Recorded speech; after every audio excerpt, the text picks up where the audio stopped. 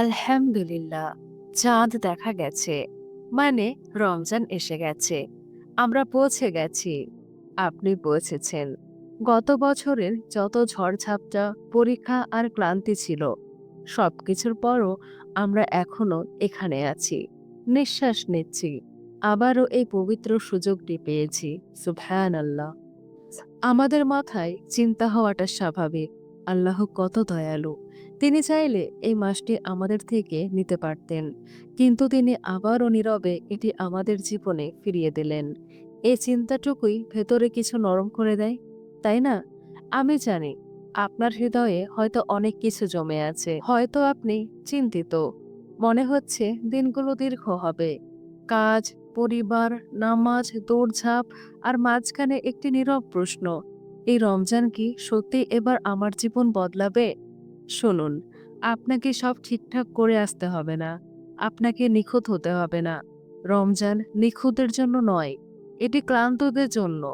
যারা হোঁচট খায়, ভুলে যায়, তবু আবার ফিরে আসে। আল্লাহর রহমত আমাদের ভুলের চেয়ে অনেকটাই বড়। এই কারণেই তিনি রমজান পাঠিয়েছেন। সুবহানাল্লাহ। কিন্তু একটি নরম সত্য আছে, যা আমরা প্রায়ই ভুলে যাই। আমরা পেটের রোজা খুব যত্নে রাখি। পানি না, খাবার না, কিন্তু হৃদয়ের ভেতরে ছোট ছোট ফাটল তৈরি হতে দিই। কঠিন কথা, উদ্দেশ্যহীন দৃষ্টি, ভুলে যাওয়া নিয়ত, আর ধীরে ধীরে এই রমজান মাসটির মাধুর্যই হারিয়ে যায়। এ কথা আপনাকে ছোট করার জন্য নয়, এটা কেবল কাঁধে একটি কোমল হাত রেখে বলা, চলুন একটু গভীরভাবে দেখি, আসল জিনিসটা রক্ষা করি। এই মুহূর্তে যদি পারেন, চোখ বন্ধ করুন, বুকের উপর হাত রাখুন আর বলুন, ইয়া আল্লাহ, আমি এসেছি। এই মাসে আমার হাত ধরুন। আমাকে এটি নষ্ট করতে দেবেন না। এটাই যথেষ্ট। তিনি শুনছেন, সব সময় শুনছেন। রমজান আসলে কখন শুরু হয়? আমরা ভাবি রোজা শুরু ফজর থেকে, কিন্তু রমজান শুরু হয় চাঁদ দেখার সে সন্ধ্যা থেকেই। শাবানের শেষ সূর্যাস্তের পরই রহমত নেমে আসতে শুরু করে। কিন্তু আমরা কি করি? স্ক্রল করি, বাজার করি, দেরি করে ঘুমাই, হৃদয় খুলে রমজানকে স্বাগত জানাতে ভুলে যায়। আজ থেকে চেষ্টা করুন, প্রথম রাতটিকে ভালোবাসুন। ঈশার পর কয়েক মিনিট বসুন, বলুন, ইয়া আল্লাহ, ভিতরের ভাঙা অংশগুলো ঠিক করে দিন। আল্লাহ কোরআনে বলেছেন, হে ঈমানদারগণ, তোমাদের উপর রোজা ফরজ করা হয়েছে যেন তোমরা তাকওয়া অর্জন করতে পারো। এখানে ক্ষুধা, তৃষ্ণার কথা আগে বলেননি, বলেছেন হৃদয়ের সচেতনতার কথা। তাকওয়া সে কোমল ঢাল যা ভালোবাসা দিয়ে তৈরি হয়। প্রতিদিন ভোরের আগে আমরা নিয়ত করি, কিন্তু কখনো তা যান্ত্রিক হয়ে যায়। নিয়ত শুধু বাক্য নয়, এটি আত্মার মুখ আল্লাহর দিকে ফেরানো।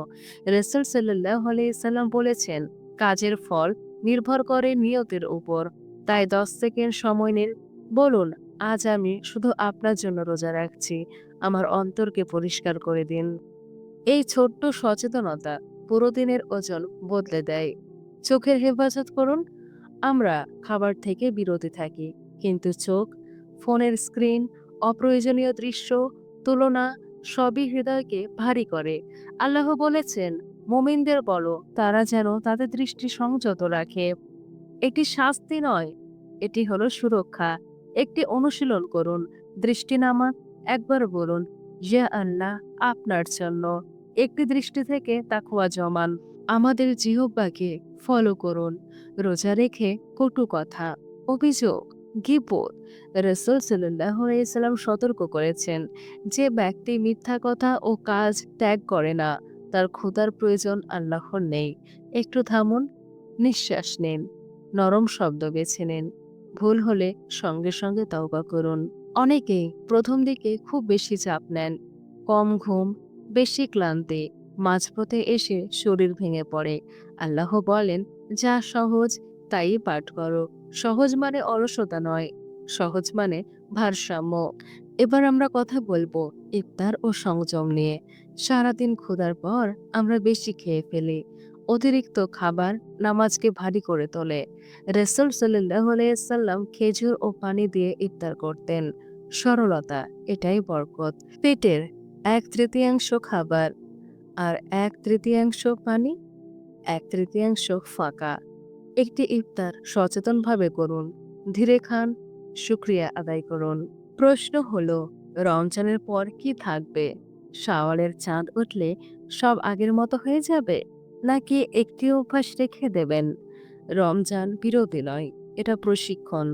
একটি পরিবর্তন বেছে নিন। নরম কথা, দৃষ্টি সংযম, নিয়তের নবায়ন। একটি জিনিসই যথেষ্ট।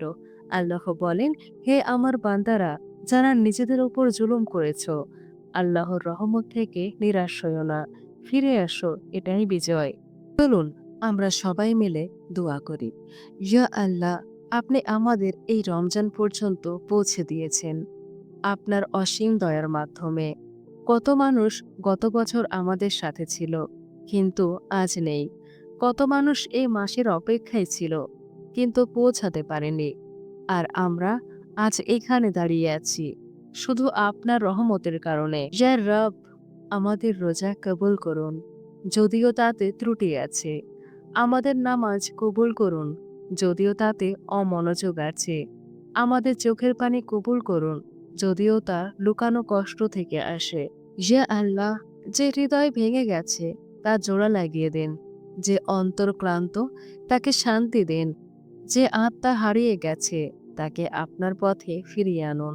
আমাদের অন্তরকে পরিষ্কার করুন, আমাদের নিয়তকে খাঁটি করুন, আমাদের জিহ্বাকে নরম করুন, আমাদের দৃষ্টিকে পবিত্র করুন, আমাদের ঘরগুলোতে বরকত দিন, আমাদের সন্তানদের হেদায়েত দিন, আমাদের পিতামাতার উপর রহম করুন, জীবিত ও মৃত সকলের উপর।